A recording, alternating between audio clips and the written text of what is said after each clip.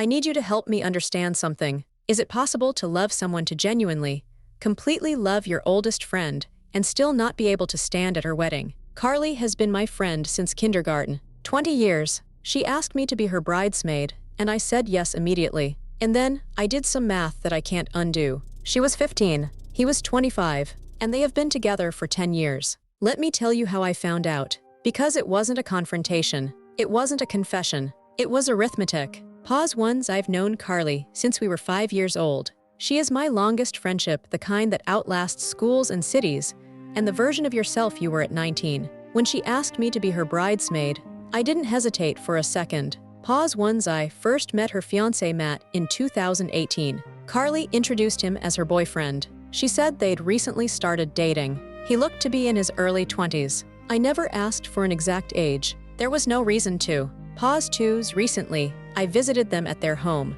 It was a good visit, good food, easy laughter, the kind of afternoon you don't think about again until later. Pause ones. The week before, when we were trying to schedule the visit, Carly had said they couldn't do that weekend because they were celebrating their 10-year anniversary.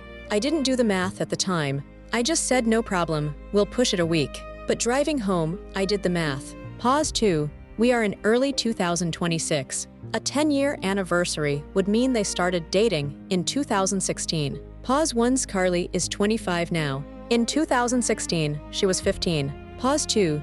I sat with that number in the car and told myself I was wrong, that she must have the dates mixed up, that there was an explanation I wasn't seeing. Pause 1. A few days later, I called her on FaceTime. I kept it casual. I asked, as if I'd just been curious, how old Matt was. She hesitated. Pause 1. Not a brief pause. A real hesitation, the kind where I watched her eyes move like she was doing calculations. Pause 1. If you have been with someone for 10 years and you're planning to marry them, you don't need to count to answer that question. That was the moment I knew I hadn't made an arithmetic error. Pause 2. I asked if she was okay, and she told me. She said they started dating when she was 14 or 15. He was around 25. She hadn't told anyone, not her family, not her friends, not me, until she was 18 and old enough to introduce him as her new boyfriend. 3 years of hiding. 3 years of a relationship that should never have existed. Pause 2. I sat there looking at her face on my phone screen, the same face I've known since we were 5 years old. Pause 1. And I didn't know what to say, because she was telling me this calmly, as if it were simply the facts of her life, as if the weight of it had been distributed so gradually, over so many years, that she couldn't feel it anymore. Pause 2. He is now 35. He met her when she was a child. He was an adult. He knew what he was doing, and he did it anyway.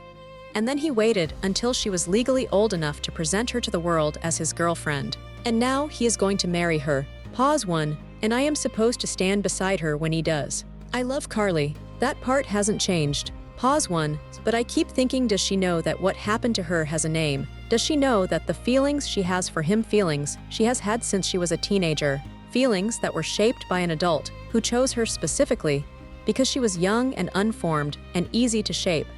Does she know those feelings aren't the same as the feelings she'd have if she had met him now? As an equal. Pause 2. I don't know how to bring this to her. I don't know if I can, but I also don't know how to stand at that altar and smile. I'm worried for her, and I don't know what worry is supposed to look like from here. Hello, I'm Dr. Julian Reed. This story is one of the hardest categories I encounter, not because the facts are ambiguous, but because the person living inside them has been inside them for so long that they have become simply the facts of her life. What happened to Carly is grooming. The clinical definition is precise: an adult who builds a relationship with a child specifically to normalize a dynamic that benefits the adult, while eroding the child's ability to recognize the harm being done. The detail that tells you everything is this: Matt waited until Carly was 18 before introducing her to anyone. He hid their relationship for 3 years. That is not the behavior of someone in love who was waiting for the right time. That is the behavior of someone who understood exactly what he was doing and structured the relationship to survive legal exposure. For Carly, the damage of grooming is not always visible as damage. That is what makes it so difficult for people around the victim to know how to respond. She did not experience this as something that was done to her. She experienced it as a love story. The relationship was designed to feel that way. This is what I call manufactured consent, the process by which an adult gradually builds the emotional and psychological conditions under which a child agrees to, and eventually desires, the relationship. The consent that develops is real in the sense that it exists. It is not real in the sense that it was freely formed. Jessica's dilemma is not a simple one. Speaking to Carly risks being heard as an attack on the relationship that is the center of her life. Not speaking means standing beside it, but I want to name something Jessica already understands, even if she doesn't have the language for it yet. She is not just worried about the wedding. She is worried about her friend, about what Carly was never allowed to become, because someone chose her before she had the chance to choose herself.